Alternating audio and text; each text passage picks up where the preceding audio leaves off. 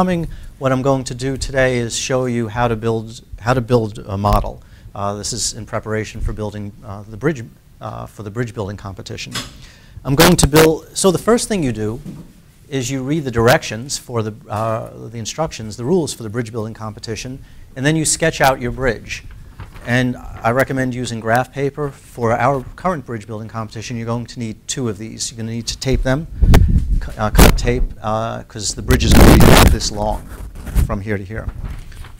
So you draw it out, and then, and then what you do is you tape it to a piece of cardboard. Now, this is obviously not a bridge. It's just a box or just a rectangle. This is only for showing you how to make something out of wood, a model out of wood. So our model will be very simple, just a rectangle. So after you've sketched out your bridge, you can tape the graph paper with your sketch on a piece of cardboard. You'll obviously need a much bigger piece of cardboard. Now I wound up getting needles that I don't really like because I got these very fat needles. I recommend getting thin needles with little balls on the top so that when you push them in, you don't hurt your finger. These are a little bit too fat, and because of that, I had to staple 3 pieces of cardboard together. Anyway, you have your graph paper. You've taped it down to your with the drawing of the bridge. You've taped it down to your cardboard, and then you take wax paper. If you don't have wax paper, come and see Ms. Hink. Karen Hink has wax paper, and she can give you a sheet of wax paper for this. And then tape the wax paper in place over your drawing. And you do this because the wax paper, the glue won't stick to the wax paper, or not so much anyway. And it'll protect your drawing, because you may want to use that again. All right, so looks something like this. You may want to get a little closer. No.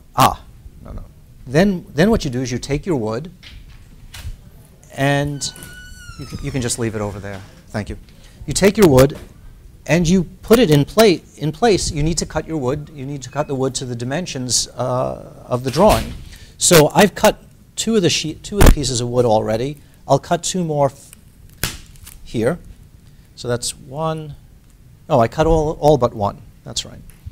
So now I have my drawing, and I have my sticks of wood that mimic the drawing. What I need to do is put the sticks of wood in place, in the right place. So I put it down, and I need to hold it in place.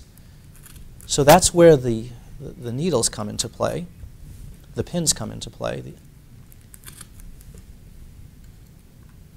So if you put them in place, something like that, the wood will stay very nicely in place. It'll be secured. And let me do another one.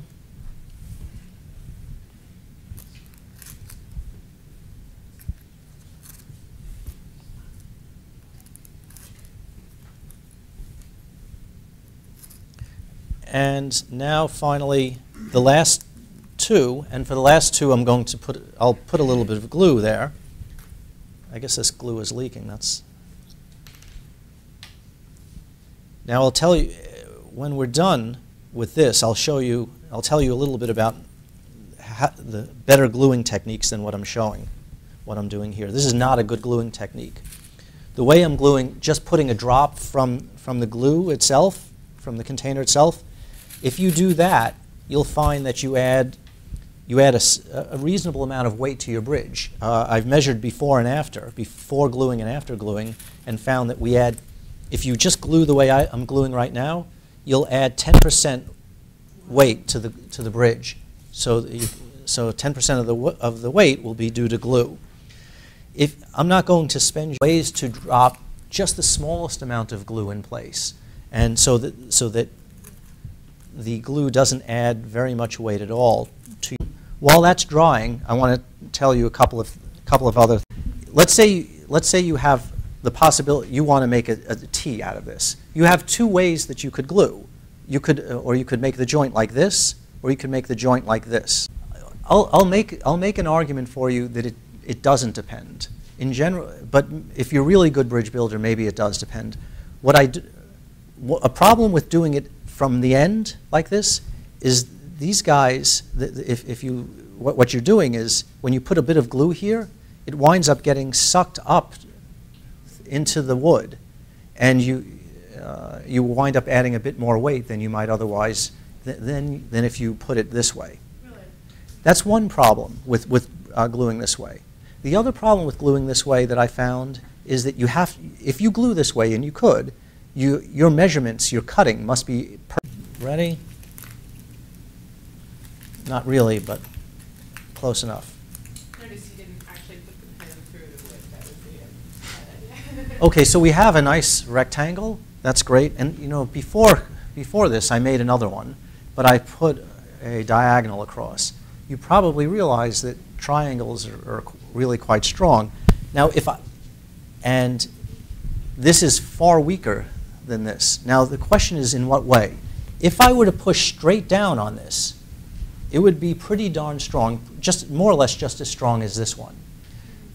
Where the one on your right is weaker is in the shear. So if the weight isn't exactly straight down, but is off to the side, it'll collapse. Part of the problem was that the glue wasn't really well done. But with this one, you can't tell, but I'm pushing much harder, and it's really quite stiff. So you've noticed this before. If you pay attention to structures, you see that there's a big use of triangles.